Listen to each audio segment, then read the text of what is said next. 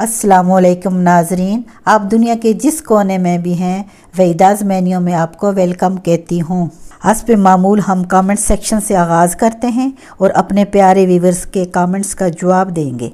हम आप सब के कमेंट्स का खैर मकदम करते हैं। अगरचे वक्त की कमी की वजह से हम आपके कीमती कमेंट्स का फ़र्दन जवाब तो नहीं दे सकते, लेकिन हम उन्हें शौक़ से पढ़ते हैं। आज का पहला कमेंट हमारा डॉक्टर अब्दुल्ला का है, जिन्होंने अपनी बहुत ही ज़्यादा मसरूफियत के बावजूद शुरू ही से हमारे साथ रहे हैं और हमारी रेसिपी को बहुत सराहा है, जिसके लिए मैं उनकी मशकूर हूँ। आज का दूसरा कमेंट हमारी बहुत प्यारी व्यूअर्स रफ़िया बीबी का है। रफ़िया बीबी ने हमेशा अपने प्यारे प्यारे कमेंट से हमें बताया कि वो जो सोचती हैं मैं वही बना देती हूँ, इससे पहले कि वो फरमाइश करें उसकी फरमाइश पूरी हो जाती है। रफ़िया बीबी आपका बहुत शुक्रिया। आज की ये स्वीट डिश जो हम बना रहे हैं, इसको मैं इफ्तिखार बदर भाई को डेडिकेट कर रही हूँ। ये हम खुबानी और कस्टर्ड को मिलाकर एक मज़ेदार डिश बना रहे हैं। ये मेरे पास खुबानी का पैकेट है, आप देख सकते हैं। इस तरह के मैंने 3 पैकेट लिए हैं। 2 पैकेट मैंने रात को धोकर साफ़ करके ठंडे पानी में मैंने भिगो के फ्रिज में रख दिए। ये जो मैं आपको दिखा रही हूँ, आप देखिए बिल्कुल साफ़ सुथरा नीट और क्लीन है। खुबानी में किसी किस्म की कोई ख़राबी ना हो, अच्छी किस्म और अच्छी क्वालिटी की खुबानी होनी चाहिए। ये पूरी रात मैंने इनको भिगोया, सुबह उठ के मैंने देखा तो ये काफ़ी नरम हो चुकी थी। सबसे पहले मैंने इनको इनके पानी से निकाला है और इसकी गुठलियाँ निकाल रही हूँ। इनको हल्का हल्का चम्मच से दबाते जा रहा हूँ, बहुत आसानी से इसकी गुठलियाँ निकल रही हैं। उसके बाद मैंने इनको मैश करना है। आप इसको चॉपर में भी कर सकते हैं। जूसर ले के आप उसमें डाल लें, जो पानी इसमें से बचा हुआ है उस पानी को हम इसी में डाल के हम इसको मैश करेंगे, क्योंकि उस पानी को हमने ज़ाया नहीं करना, वो हमने साफ़ सुथरा धोकर पानी को पकाने के लिए रखा था। अब ये मैंने मेल्ट किया है इनको बहुत अच्छी तरह, और फिर मैंने हल्का से इनको एक चक्कर जूसर में दिया है। उसके बाद इनकी ये पोजीशन है। ये पानी जो इसका बचा हुआ है उसको मैंने इसमें डाल दिया है। ये मैं अब फ्राई पैन में डाल रही हूँ। वीवर आप देख सकते हैं कि जब मैंने खुबानियों को उसमें डाला है फ्राई पैन में, तो उसमें किसी किस्म की कोई ऑयल, कोई शुगर, कुछ भी नहीं है। सिर्फ वो खुबानियाँ हैं, उनको मैंने फ्राई पैन में डाला है और चूल्हे पर रख दिया है। इस तरफ मैंने दूध लिया है, ये तकरीबन 500 ग्राम, जो कि आधा किलो के बराबर है, वो मैंने डाल दिया। अब मैंने 1 चम्मच भर कर इलायची पाउडर डाला है। उसके बाद मैंने ये जो चम्मच आपको नज़र आ रहा है, 4 टेबलस्पून चीनी बंद दूध को मैंने चूल्हे पर रख दिया है और वो हल्का हल्का बॉयल हो रहा है। इस तरफ मैंने कस्टर्ड उसमें डालने के लिए उसको थोड़ा सा दूध लिया है, उसमें मैंने तकरीबन 3 टेबलस्पून मैंने कस्टर्ड डाला है, उसको मेल्ट किया, अच्छी तरह मिक्स करके मैंने पास रख दिया। अब दूध को हमने बहुत अच्छी तरह बॉयल करना है। दूध को 3-4 बॉयल अच्छी तरह आ जाए, फिर उसके बाद हम इसमें कस्टर्ड डालेंगे। इस तरफ जो तैयार हो रहा है वो हमारी खुबानी है। खुबानी को हम पका रहे हैं। खुबानी जिस पानी में हमने भिगोई थी, अगर वो ज़्यादा है तो हम उसको इसी में खुश्क कर लेंगे, थोड़ा टाइम ज़्यादा लग जाएगा, उससे ये और भी मज़ेदार हो जाएगी।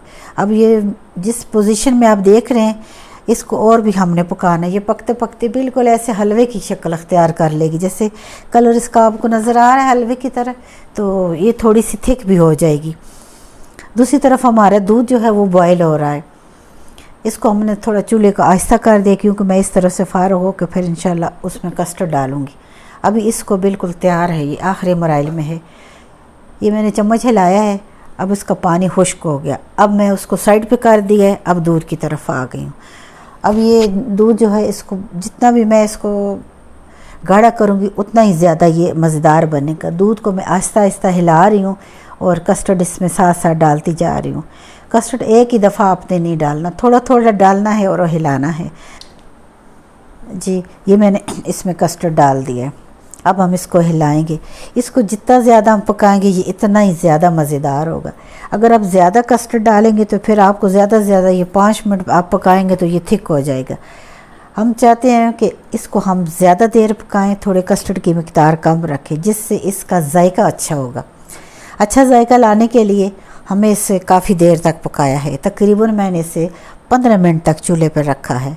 मीडियम आँच पे इसको मैं पका रही हूँ। और अब देखिए, अब साइडों पे ये लगने लग गया है। इसका मतलब है कि ये बस तकरीबन तैयार है।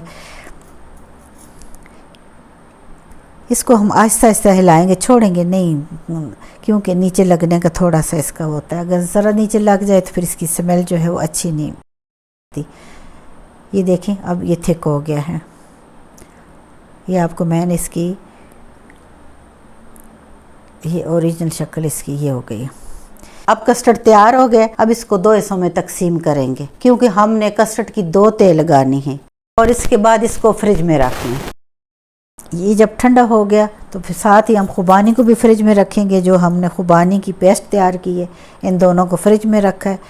2 घंटे के बाद हमने इसको निकाला है।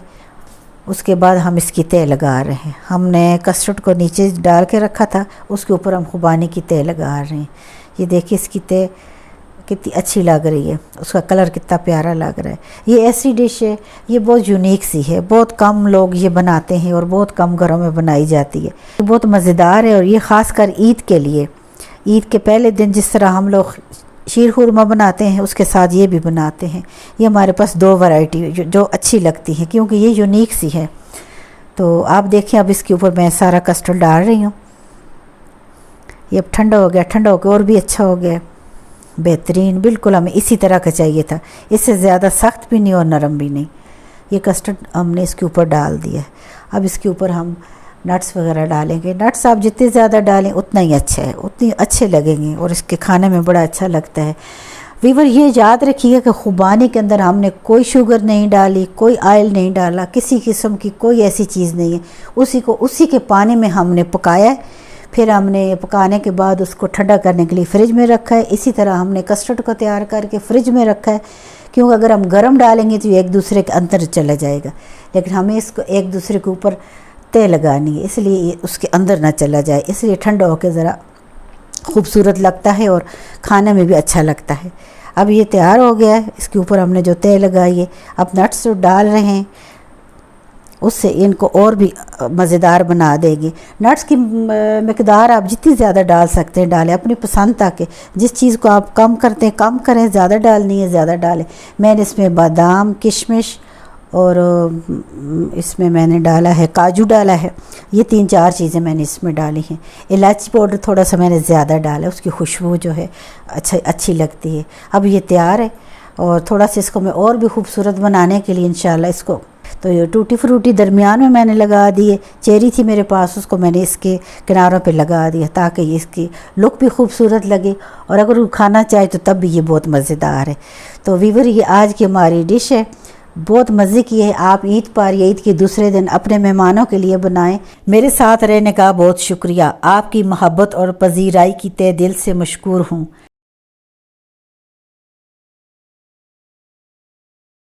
आज की ख़ास बात, अल्लाह ताला ने रमज़ान की फ़जीलत जो बयान की है, अल्लाह ताला ने इस महीने में लैलतुल क़द्र को बनाया है जो 1000 महीनों से बेहतर है।